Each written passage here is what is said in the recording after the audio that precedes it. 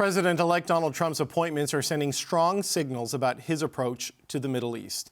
Veteran and Fox News host Pete Hegseth is his pick for defense secretary. 2 years ago, he called U.S. support for a two-state solution between Israel and Palestinians lip service and said it's effectively dead. And Trump picked former governor of Arkansas, Mike Huckabee, for ambassador to Israel. And today, Huckabee said annexing the West Bank is a possibility. In the past, he says there's no such thing as a Palestinian. There is no such thing as a West Bank. It's Judea and Samaria. There's no such thing as a settlement. They're communities, they're neighborhoods, they're cities. There's no such thing as an occupation. And I think it's time for us to quit playing this pretentious game that there's going to be a two-state solution where both sides share the same country and real estate and streets, because they're not. The Hamas-run health ministry says dozens of Gazans have been killed this week, and this weekend, Qatar said it was pausing its role in peace talks until the two sides get serious. So what do Trump's appointments tell us about where all of this is headed? John Allen is a former Canadian ambassador to Israel. Arif Lalani is a former Canadian ambassador to Jordan, Iraq, Afghanistan, and the United Arab Emirates. Gentlemen, it's good to see you both. Thanks for being here today. Hi, David. Thanks, David. Arif, what message is Trump sending to the Middle East with these appointments? What message do you think countries outside of Israel are taking from these picks? Well, I think the message is he clearly wants movement on these files. It's the same thing on Ukraine, and it'll be the same thing on the Middle East. And I think what you're seeing in the region is people now, in some ways, strengthening their positions or aligning their positioning for what comes next, which is going to be some attempt at a deal in the Middle East, but it's going to be a lot more complicated than it was a year ago. John, how do you think Benjamin Netanyahu interprets Trump's win and now the picks he's making for his cabinet in terms of how he should conduct himself in the coming weeks and months? Well, he was banking on it. He got his wish. He himself named a pro-settler Kahanist who was on the board of the Kohelet Foundation, which provided the rules for the judicial coup. He named that individual as his ambassador to the U.S., which complements very well Mike Huckabee coming the other way. I think Netanyahu is going to be extremely happy, but I think he has to be careful.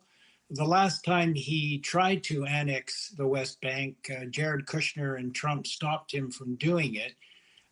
They had worked out a deal, they thought, the Trump plan, and it didn't quite play out the way they wanted. But that's the only little ray of light that I can detect from the various appointments that Trump has made vis-a-vis the Middle East. When you look at it, John, Netanyahu's been making more aggressive domestic moves, fired his defense minister since we last spoke. More of the hardliners have risen in an already pretty hardline government. Would Trump accelerate that agenda, do you think? Is he looking to cement certain conditions on the ground before the official handover in late January? Well, I think that's possible. I don't see the war in Gaza, for example, ending until Trump takes over and Netanyahu gets a better idea of what he wants to do. Trump has said he wants to end that war, and he wants to end the war in Lebanon as well. So I think Netanyahu may well take the time between then and now to enhance his positions, which unfortunately means a lot more death and destruction, both in Lebanon and in Gaza. So he may well try and do that, but with the picks that Trump has meant, at least so far, he's got a fair bit of carte blanche to act. And really, you got to be able to wonder whether the two-state solution is going to survive these 2 years. And if it doesn't, what does that mean for Israel, and what does it mean for the Palestinians? Well, I mean, that's the big question. And Arif, I don't know if the two-state solution will survive. It doesn't sound like it's a core part of the Middle East policy of the Trump administration, certainly not based on some of the picks he's made and some of the comments he's made in the past. But he's had close relations with the Saudis. Him and his family have. They made some inroads there. I mean, what are your thoughts on the two-state solution and how Saudi Arabia may react to what they're seeing from the new U.S. administration? Well, I think in some ways the floor has gone up on the opening positions of the negotiations we might have had a year ago. And what I mean by that is a year ago, there was a regional peace deal on the table with Saudi Arabia. And part of the transaction on that was going to be some progress for the Palestinians towards a state. Now you have the Saudis saying, look, we need pretty much a declaration or a very clear timeline for a Palestinian state. So that floor has gone up. But at the same time, on the Israeli side, as John has just said, you have members of the government there who have said, well, two-state solution is clearly over. Not only do we not agree to that, but we want to annex parts, if not all, of the West Bank and even Gaza. So the floor has gone up there. So, President Trump elect likes to negotiate, but I think the bottom lines of the key players have gone up. So I think it's going to come down in the coming weeks and months.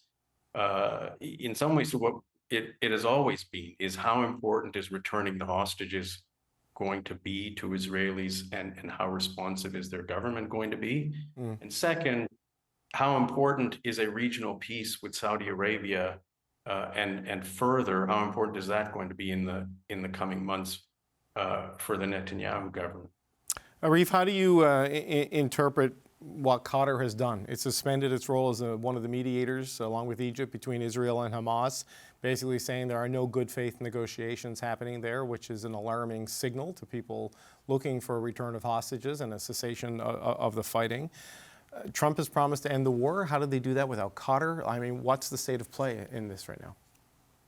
Well, I think the Qataris were very careful, and they issued a statement soon after a lot of the speculation about what they had done. And I think what they're saying is genuinely, look, there is no goodwill on either side, and we're not going to be the scapegoat for the continued lack of progress. And I think what they were feeling is people were expecting the Qataris to do one thing or another or blame them. And I think they've said, look, we're ready, we're here, but you've got to be more serious. And frankly, the Americans have to, in some ways, be a more engaged partner, which they haven't really been in this mediation. So I wouldn't make too much of it. I think they've just said, look, it's that we can't deliver this, and so we're going to wait. So, John, how do you see it then? What's the vehicle? Because Qatar has kind of been there for that. Biden now is the lamest ducks of lamest ducks, it seems, in terms of his ability to do anything. And Trump's not there yet.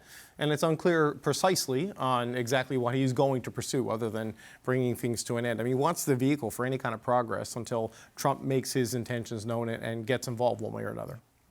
Well, just a couple of points first, David. Qatar also, there was a suggestion that they were also going to be expelling Hamas from Qatar and sending them off back to Turkey.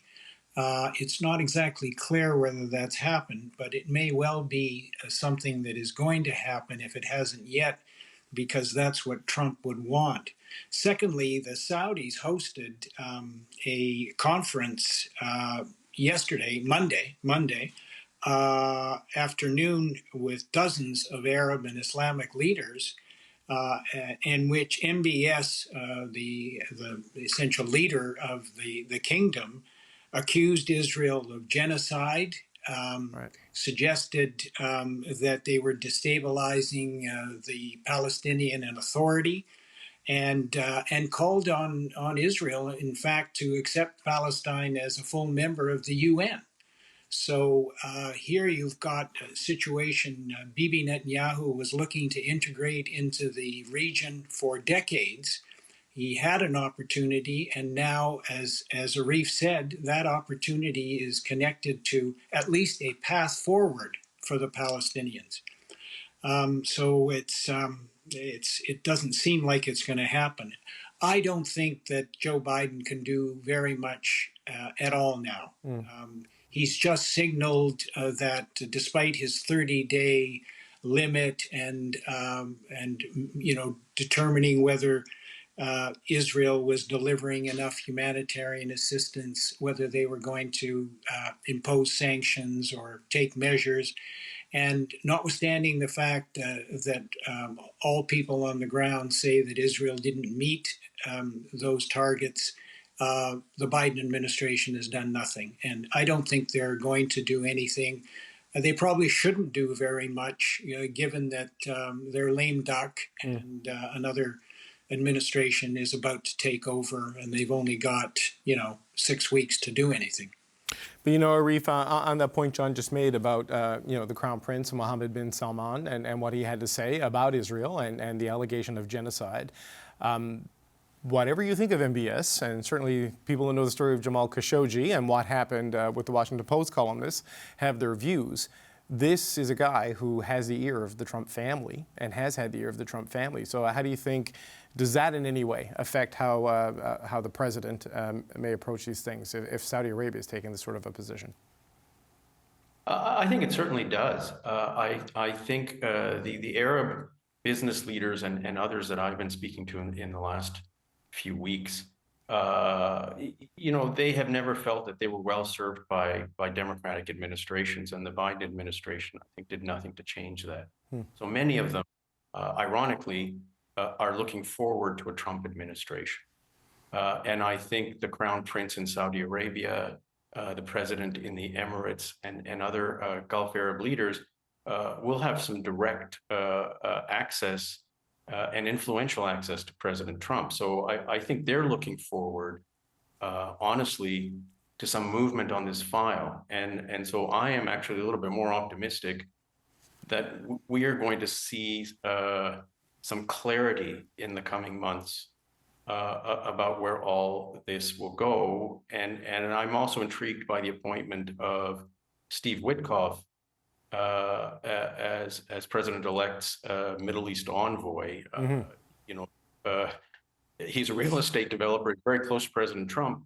And that kind of appointment is not a plum patronage appointment. It's not going to be an easy job. So clearly he's assigned that job to somebody whom he expects to actually do something.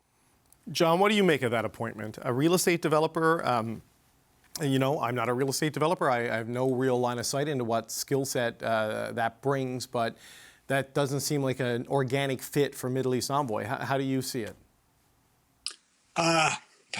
Really hard to say, David. He's a good friend of the president. When Biden stopped delivering 5,000-pound bombs, Steve held a fundraiser for Trump. He attended Bibi Netanyahu's speech at Congress. He was at the last rally that Trump had held in New York at Madison Square Garden, so he's clearly close. Yeah. But no diplomatic experience whatsoever. Very pro-Israel. Who knows? Is Jared Kushner going to be in the background, moving the pieces around the chessboard?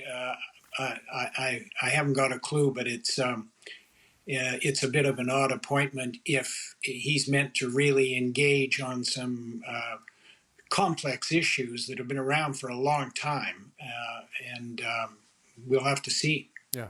There is a report in the Washington Post today that Benjamin Netanyahu's government is trying to secure some sort of a peace in the Lebanon component of this conflict as an early win for Donald Trump and his administration. So we'll see where that goes, but a lot of moving pieces. I want to thank you both, former ambassadors John Allen and Arif Lalani. Thanks so much.